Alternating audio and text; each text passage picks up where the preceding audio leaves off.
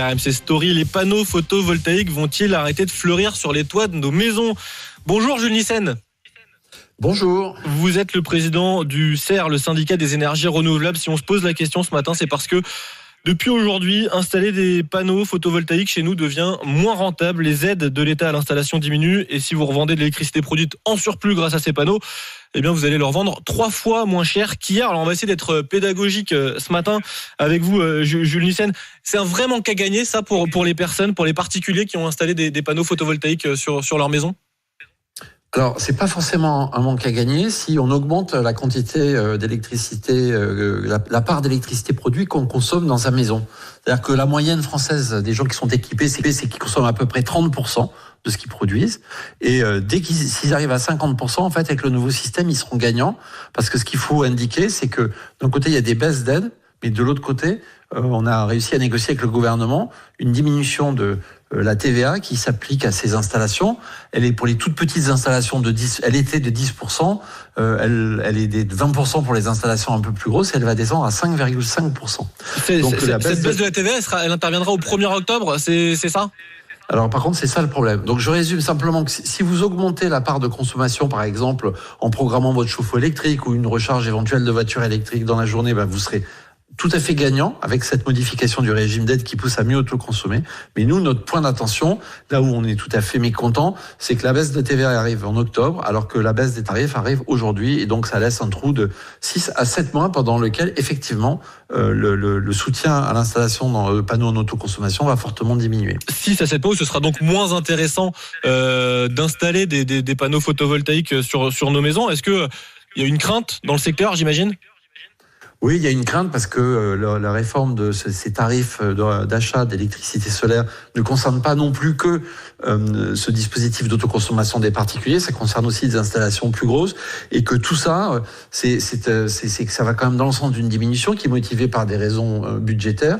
Et nous, notre bataille, on comprend qu'il faut faire des efforts, mais on essaie de faire en sorte que l'ajustement soit progressif et qui soit pas avec des stop and go. Or là, la réforme de l'aide pour installer des panneaux solaires en autoconsommation chez soi, elle allait plutôt dans le bon sens. Elle poussait les gens à plus consommer l'électricité produite par eux-mêmes, c'est-à-dire à moins charger le réseau d'une certaine façon. Et ça oblige, et ça fait vraiment des économies pour tout le monde. Seulement si on met la baisse d'abord de l'aide et puis qu'on attend 6 mois pour avoir la baisse de la TVA, ça va pas. C'est qu'ils consomment à peu près 30% de ce qu'ils produisent. Et s'ils arrivent à 50%, en fait, avec le nouveau système, ils seront gagnants. Parce que ce qu'il faut indiquer, c'est que d'un côté, il y a des baisses d'aides, mais de l'autre côté, on a réussi à négocier avec le gouvernement une diminution de la TVA qui s'applique à ces installations.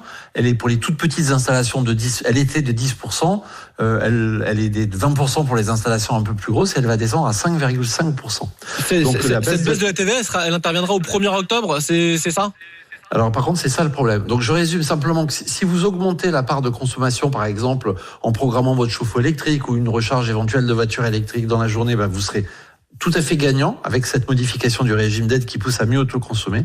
Mais nous, notre point d'attention, là où on est tout à fait mécontent, c'est que la baisse de TVA arrive en octobre, alors que la baisse des tarifs arrive aujourd'hui. Et donc, ça laisse un trou de 6 à 7 mois pendant lequel, effectivement, le soutien à l'installation dans le panneau en autoconsommation va fortement diminuer. 6 à 7 mois, ce sera donc moins intéressant d'installer des panneaux photovoltaïques sur nos maisons. Est-ce qu'il y a une crainte dans le secteur, j'imagine ?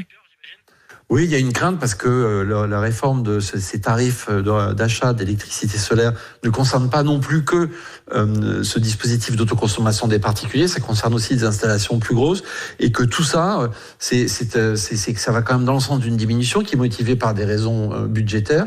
Et nous, notre bataille, on comprend qu'il faut faire des efforts, mais on essaie de faire en sorte que l'ajustement soit progressif et qui soit pas avec des stop and go. Or là, la réforme de l'aide pour installer des panneaux solaires en autoconsommation chez soi, elle allait plutôt dans le bon sens. Elle poussait les gens à plus consommer l'électricité produite par eux-mêmes, c'est-à-dire à moins charger le réseau d'une certaine façon. Et ça oblige, et ça fait vraiment des économies pour tout le monde. Seulement si on met la baisse d'abord de l'aide et puis qu'on attend 6 mois pour avoir la baisse de la TVA, ça va pas. C'est ce décalage qui nous pose un problème, c'est ça qui fait du stop and go. Et pour les artisans et les poseurs, il y a 5200 artisans qualifiés, c'est vraiment pas une bonne nouvelle. J'imagine que vous avez posé la question au gouvernement sur ce décalage. Qu'est-ce qu'on vous répond ?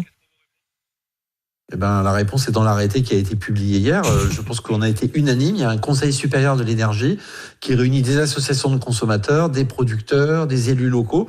Je pense que tout le monde a été unanime pour dire qu'il fallait rendre concomitant ces deux choses. Il y a une date qui est fixée dans la loi de finances. On comprend qu'elle n'est pas facile à bouger. C'est le mois d'octobre pour la baisse de TVA. Il y a une deuxième date qui est une date de prise d'effet de la baisse des aides qui est fixée dans un arrêté. C'est-à-dire 3 niveaux hiérarchiques de normes en dessous. Et ben voilà, ça n'aurait pas été compliqué d'écrire octobre au lieu d'écrire avril. Au lieu d'écrire au 28 mars. Plus largement, si on dézoome un peu, Jules Nyssen, quand on parle d'énergie renouvelable, les signaux qu'on envoie dernièrement, ils sont pas forcément très positifs. Là, c'est les aides à l'installation de panneaux photovoltaïques. Il y a eu les bonus moins importants pour acheter des voitures électriques. Il y a la stratégie du gouvernement en termes d'énergie qui est aussi critiquée par le RN parce que la part d'énergie renouvelable augmenterait trop rapidement.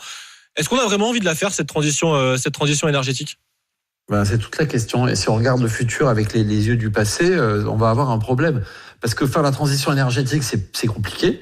Ça nécessite de changer les habitudes. Ça nécessite aussi de soutenir de nouveaux usages. Ça passe en grande partie par l'électrification de tout ce qui consomme aujourd'hui du fossile. Je rappellerai juste que la consommation d'énergie fossile qu'on produit pas, donc on les importe toutes de l'extérieur, c'est 2/3 de notre consommation d'énergie au total, donc il faut accompagner ça coûte des changements, un peu d'argent, mais de l'autre côté, ça réduit la facture énergétique de la France et ça réintroduit de la valeur sur le territoire. 60 milliards d'euros, c'est la facture énergétique qu'on paye. Si on rapatrie l'équivalent sur de la production faite sur le territoire national sous différentes formes, gaz renouvelable, électricité renouvelable, même nucléaire, ben c'est un énorme transfert de valeur. Donc en fait, ça a beaucoup d'intérêt. Et pour les particuliers, puisque je reviens à ça, là, il y a un très mauvais coup qui est fait, mais dans la durée, le dispositif d'aide se maintient. Et moi, j'ai surtout envie de passer le message qu'il faut pas se décourager. Ouais, ça reste intéressant quand même d'installer aujourd'hui notamment des panneaux photovoltaïques sur les toits de nos maisons. C'est le message qu'on retiendra ce matin. Merci beaucoup,